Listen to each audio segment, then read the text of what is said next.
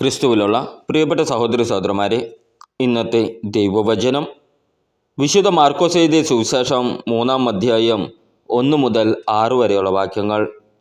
സാബത്തിൽ രോഗശാന്തി. യേശു വീണ്ടും സിനഗോഗിൽ പ്രവേശിച്ചു. കൈ ശോഷിച്ച ഒരാൾ അവിടെ ഉണ്ടായിരുന്നു. യേശുവിൽ കുറ്റം ആരോപിക്കുന്നതിനു വേണ്ടി സാബത്തിൽ അവൻ രോഗശാന്തി നൽകുമോ എന്ന് അറിയാൻ അവർ ഉറ്റുനോക്കിക്കൊണ്ടിരുന്നു. കൈ ശോഷിച്ചവനോട് യേശു പറഞ്ഞു, എഴുന്നേറ്റ് നടുവിലേക്ക് വരൂ. അനന്തരം അവൻ അവരോട് ചോദിച്ചു, സാബത്തിൽ നന്മ ചെയ്യുന്നതോ തിന്മ ചെയ്യുന്നതോ, ജീവൻ രക്ഷിക്കുന്നതോ നശിപ്പിക്കുന്നതോ ഏതാണ് നിയമാനുസൃതം? അവർ നിശബ്ദരായിരുന്നു.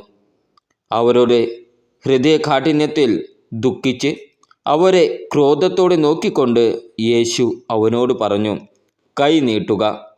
അവൻ കൈ നീട്ടി, അത് സുഖപ്പെട്ടു. ഫരിസേയർ ഉടനെ പുറത്തേക്കിറങ്ങി. യേശുവിനെ നശിപ്പിക്കുവാൻ വേണ്ടി ഹെരോദസ് പക്ഷക്കാരുമായി ആലോചന നടത്തി.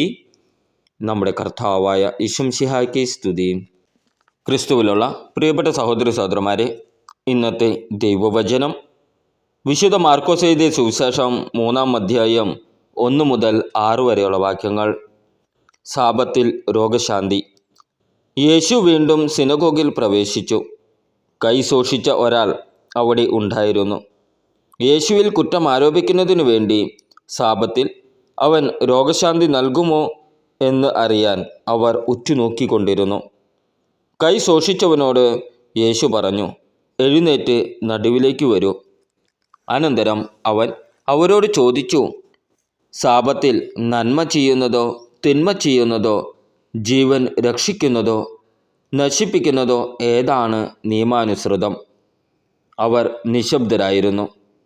അവരുടെ ഹൃദയകാഠിന്യത്തിൽ ദുഃഖിച്ച് അവരെ ക്രോധത്തോടെ നോക്കിക്കൊണ്ട് യേശു അവനോട് പറഞ്ഞു, കൈ നീട്ടുക. അവൻ കൈ നീട്ടി, അത് സുഖപ്പെട്ടു. ഫരിസേയർ ഉടനെ പുറത്തേക്കിറങ്ങി. യേശുവിനെ നശിപ്പിക്കുവാൻ വേണ്ടി ഹെരോദസ് പക്ഷക്കാരുമായി ആലോചന നടത്തി. നമ്മുടെ കർത്താവായ ഈശോമിശിഹായ്ക്ക് സ്തുതി.